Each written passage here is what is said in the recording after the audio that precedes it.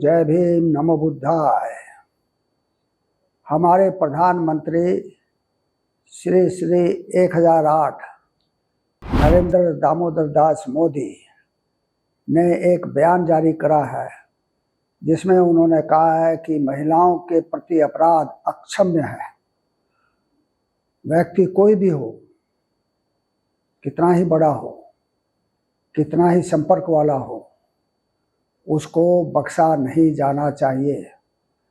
उन्होंने राज्य सरकारों से ये और केंद्र सरकार से भी ये कहा है कि महिलाओं के प्रति अपराध शून्य होने चाहिए, यानी कि नहीं होना चाहिए। लेकिन ये क्या बात है कि भाई एक तरफ वो कहते हैं कि अपराधी चाहे कितना ही बड़ा क्यों ना हो उसको बख्शा ना जाए, दूसरी तरफ जो एथलीट्स, जो रेसलर्स, महिलाएं जिन्होंने अपना एक सांसद बृजमोहन के प्रति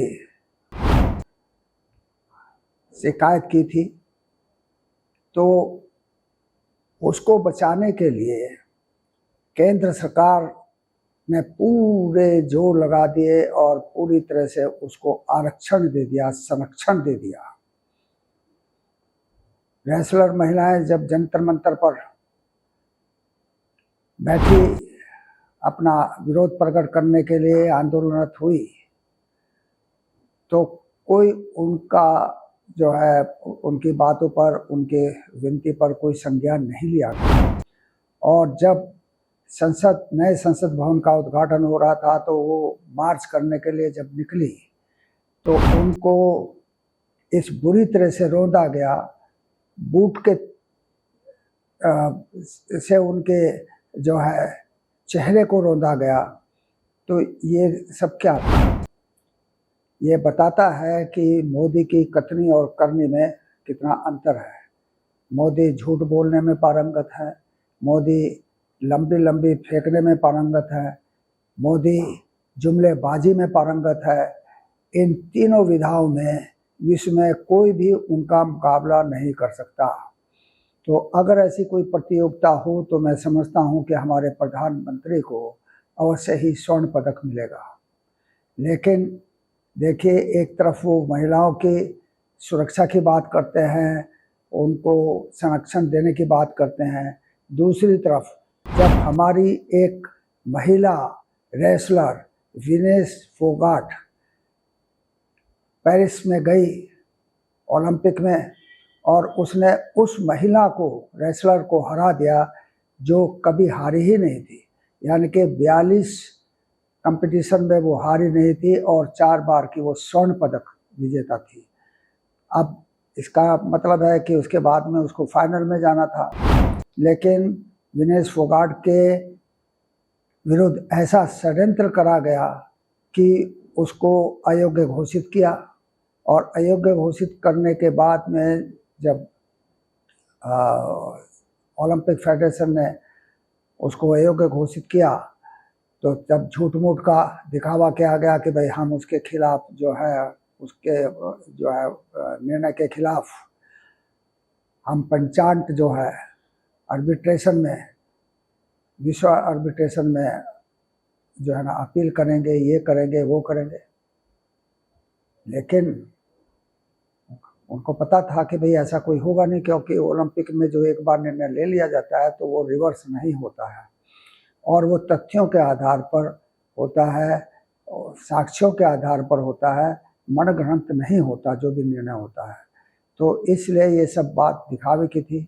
अगर उनको विनेश फोगाट से हमदर्दी थी, तो जब उसने उस रेसलर को हराया जिसके बाद में उसे फाइनल में जाना था, तो हमारे नरेंद्र मोदी ने एक बार भी उसको कोई संदेश नहीं भेजा, कोई ट्वीट नहीं किया, और जहां वो उसको अयोग्य घोषित कर दिया गया तो उसके तुरंत बाद उन्होंने जो है ट्वीट किया और उससे कहा कि भाई तुम हार गई हो, तुम तो विजेता हो, ये हो, लेकिन अब तुम हार गई हो तो चले आओ, देश चले आओ।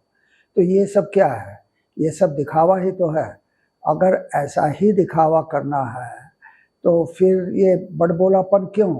ये बड़बोलापन ये जो करते हैं लोगों को मूर्ख बनाने के लिए, 10 साल से देश की जनता इनकी बातों के भ्रम में फंस करके इतनी परिपक्व हो गई है कि वो समझ गई है कि इनके कथने और करने में कितना अंतर है। अब ये जो हमारे नरेंद्र मोदी कहीं कीव में जा रहे हैं, कहीं जो है रूस में जा रहे हैं, तो दूसरे देशों के राष्ट्राध्यक्षों से मिल रहे हैं, प्रधानमंत्रियों से मिल रहे हैं, तो इससे क्या वो विश्वगुरु, देश विश्वगुरु बन जाएगा क्या? ये तो सिर्फ ये है क्योंकि जैसे किसी भूखे को अगर कई दिन से भोजन ना मिले, वो भूख से मर रहा हो और उसके सामने खाने की थाली आ जाए तो वो एक हाथ के बजाय दोनों हाथ से खाना शुरू कर देता है। यही हमारे नरेंद्र मोदी ने किया, क्योंकि जब वो गुजरात के मुख्यमंत्री थे तो उनके विदेश के यात्राओं पर बैन हो गया था, वीज़ा उनको नहीं मिल रही थी।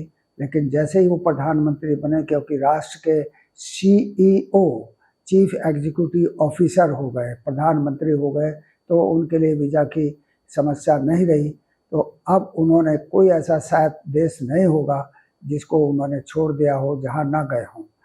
तो ये जो इस तरह से जो वो विश्व दिखावा वो कर रहे हैं, इससे देश जो है विश्वगुरु नहीं बनेगा। एक तरफ वो कहते हैं कि भाई हमारा देश जो है 5वीं अर्थव्यवस्था है और तीसरी अर्थव्यवस्था में जल्द ही वो स्थान पा लेगा। कैसे पाएगा? क्या अडानी और अंबानी की अर्थव्यवस्था से देश की अर्थव्यवस्था बढ़ेगी? अडानी और अंबानी की अर्थव्यवस्था से देश की अर्थव्यवस्था नहीं बढ़ेगी। ये उनकी व्यक्तिगत जो है प्रगति है, देश की प्रगति नहीं है। देश में हजारों नहीं, लाखों नहीं, करोड़ों जो है बेरोजगार हैं। महंगाई इस स्तर पर है कि लोगों को 2 जून का खाना भी मैसर नहीं है। एक तरफ लोग भूखे हैं, दूसरी तरफ अंबानी अपने लड़के की शादी में 3000 करोड़ रुपया खर्च करते हैं, पूरे 2 महीने तक जो है कार्यक्रम होता है। तो ये सब क्या है? ये तो उनका अपना व्यक्तिगत है ना, पर्सनल है ना। एक जो है पत्रकार ने कहा भी है कि ये इतना, ये जो है अंबानी इतना कृपण है कि वो किसी को 1 पैसा भी दान नहीं करता है। ये तो सिर्फ दिखावे में तो खर्च कर देगा, दुनिया भर का खर्च कर देगा, जबकि लोग विश्व में जितने भी बड़े बड़े जो है ना उद्योगपति हैं, सरमाएदार हैं, पैसे वाले हैं, अरबों खरबों के मालिक हैं, वो अपनी पूरी संपत्ति दान कर देते हैं और ये तो 1 पैसा नहीं देता। तो इनके अगर उत्थान से उनका व्यक्तिगत उत्थान होगा, देश का उत्थान नहीं होगा। तो ये देश को समझना चाहिए कि मोदी के कथनी करनी में जमीन आसमान का अंतर है। अब वो जो लंगड़ी सरकार चला रहे हैं उसके बावजूद भी अपनी हरकतों से बाज नहीं आ रहे हैं।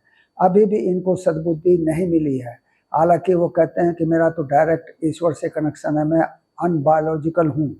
तो अगर ऐसा है तो ईश्वर उनको सद्बुद्धि क्यों नहीं देता? क्यों उनको ये नहीं कहता कि भाई तुम जो है जनता की सेवा करो, जनता की सेवा के लिए तुम प्रधानमंत्री बने हो, तुम 140 करोड़ लोगों के प्रधानमंत्री हो, न कि अडानी अंबानी के या वो 20-25 ऐसे उद्योगपतियों के जिनके लिए प्रधानमंत्री ने 16 लाख करोड़ का कर्जा माफ किया है। 16 लाख करोड़।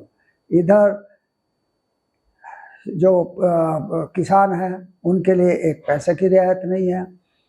और इसके अलावा आप ये देखिए कि 16 लाख करोड़ कितनी बड़ी रकम है। दूसरी तरफ वो केंद्रीय कर्मचारियों को, सरकारी कर्मचारियों को वो OPS नहीं देना चाह रहे, NPS की जगह वो UPS ले आए, यानी कि यूनाइटेड जो है पेंशन स्कीम। तो अब ये सब जो चीज़ें जो है इसमें भी तो कंट्रीब्यूशन है ना सरकारी कर्मचारियों का, अगर ये इसको ऑप्ट करते हैं तो। और जबकि OPS में ऐसा कुछ नहीं है। जब सारे सांसद, जब सारे विधायक, सारे मंत्री डबल डबल, ट्रिपल ट्रिपल, 4 बार, 5 बार की पेंशन लेते हैं, उनका कोई कंट्रीब्यूशन नहीं होता, सरकार की तरफ से वो मिलता है।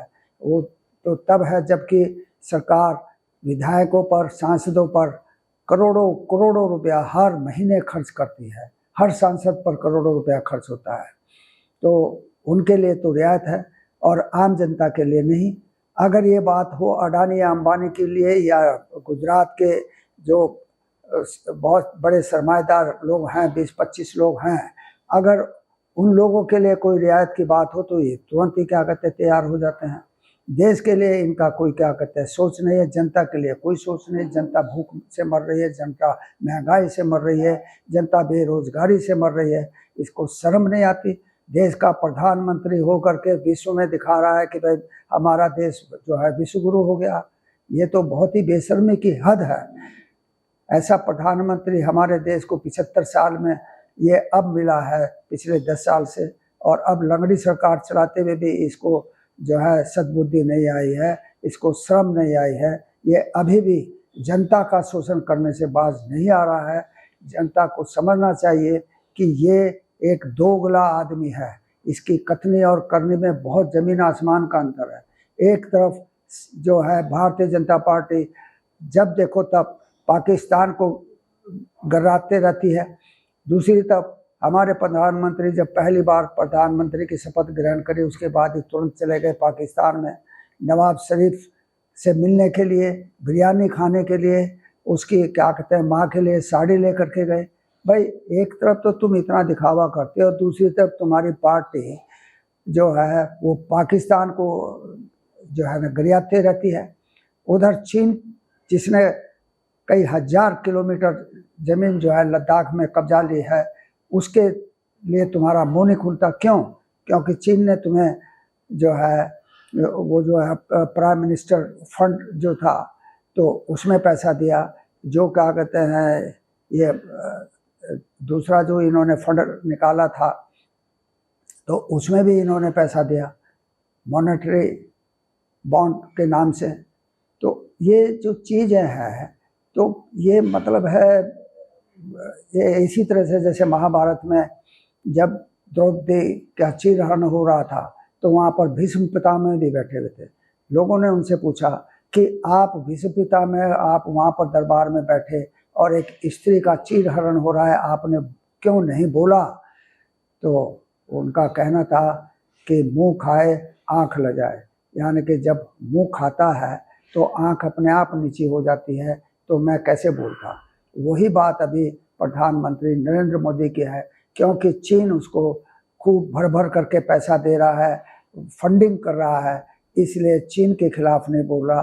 दूसरी तरफ एक जो क्या कहते हैं एक छोटा सा देश है पाकिस्तान, जो इंडिया के मुकाबले कुछ भी नहीं है। 3 वार जो हुई, युद्ध जो हुए, उनमें उनको किस बुरी तरह से शिकस्त हुई ये पूरी जनता जानती है, पूरा विश्व जानता है। तो उसको गिराते रहते हैं, लेकिन चीन के तरफ के बारे में ची भी नहीं बोल पाते। तो ये सब बातें हैं जो समझनी चाहिए देश की जनता को कि ये एक धोखेबाज प्रधानमंत्री है, ये एक दगाबाज प्रधानमंत्री है, ये जनता के हित का प्रधानमंत्री नहीं है, ये सरमाएदारों का प्रधानमंत्री है। सिर्फ उन्हीं के लिए प्रधानमंत्री है, बल्कि देश के जनता से इसका कोई मतलब नहीं है। तो मेरा आग्रह है देश की जनता से कि ऐसे प्रधानमंत्री को उठा फेंक देना चाहिए जो क्या कहते हैं देश की जनता से दगा करता है, छल करता है, झूठ बोलता है। ऐसे दगाबाज प्रधानमंत्री को एक दिन भी सत्ता पे रहने का हक नहीं है। जय भीम, नमो बुद्धाय।